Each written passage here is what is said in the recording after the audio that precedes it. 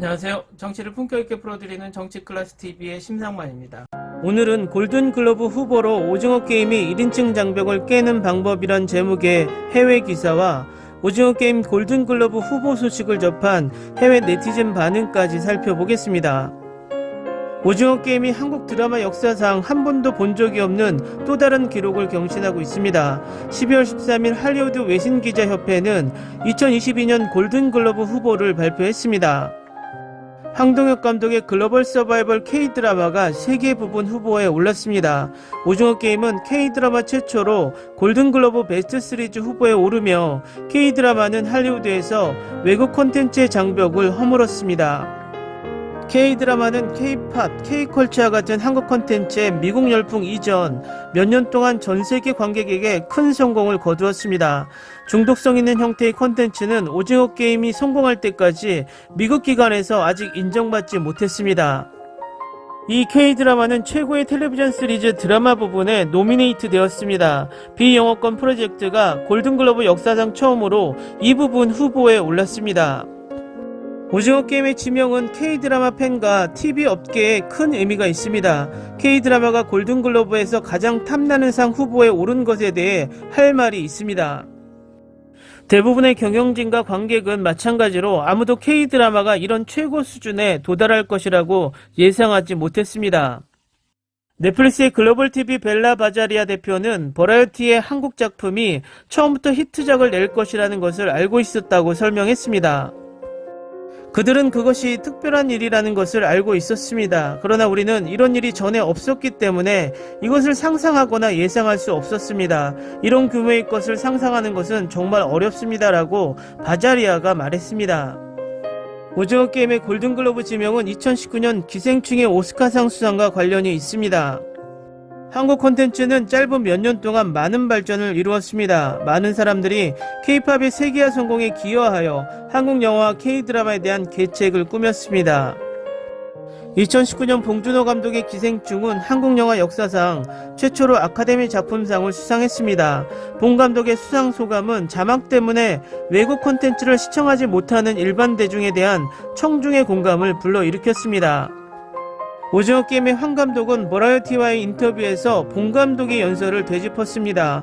아마도 봉 감독이 말했던 1인치의 장벽이 드디어 내려온 것 같습니다. 그 역할을 했다는 것이 매우 자랑스럽습니다. 그는 기생충과 오징어 게임이 할리우드에서 받아들여지면 외국 콘텐츠도 인정받을 수 있기를 바란다고 설명했습니다. 넷플릭스에서 오징어 게임의 성공은 1인치 자막 장벽이 성가신 것이 아님을 증명했습니다. 대다수의 관객은 영어로 더빙된 K-드라마를 시청했습니다. 많은 사람들이 영어 번역이 정확하지 않다는데 동의하고 캐릭터와 대본의 감정과 연기를 평가절하했습니다. 해외 영화나 TV 시리즈를 원래 언어로 많이 볼수록 내용을 이해하지 못하더라도 이야기에 더 가깝게 느끼게 됩니다. 이는 어조, 감정, 배우가 각 문장을 말하는 방식이 언어 장벽을 초월하기 때문에 발생합니다라고 전문가들은 말합니다. 이 K-드라마의 베스트 시리즈 후보 지명은 골든글러브에서 수상할 수 있는 유일한 상이 아닙니다. 후보 목록에는 주연 배우상에 이정재가 올랐습니다. 이정재는 치명적인 유년기 게임에 참여하는 456명의 플레이어 중 한 명인 성기훈 역을 맡았습니다. 베테랑 배우 오영수 역시 오징어 게임에서 일남 역으로 두각을 나타내고 있습니다. 배우는 이 게임의 제작자로 플레이어 001의 역할을 했습니다. 오영수 씨는 미니 시리즈 부분 나무조연상 후보에 올랐습니다. 골든글러브는 중계되지 않지만 수상자는 1월 9일 일요일에 발표됩니다. 다음은 오징어 게임 골든글러브 후보에 오른 소식을 들은 해외 네티즌 반응을 살펴보겠습니다. 오징어 게임은 골든글러브 드라마 시리즈상, 나무주연상, 나무조연상 등 3개 부분 노미네이트 됐습니다. 나는 오징어 게임을 정말로 즐겼지만 그것이 업계에 미친 영향에 대해 감사하게 생각합니다.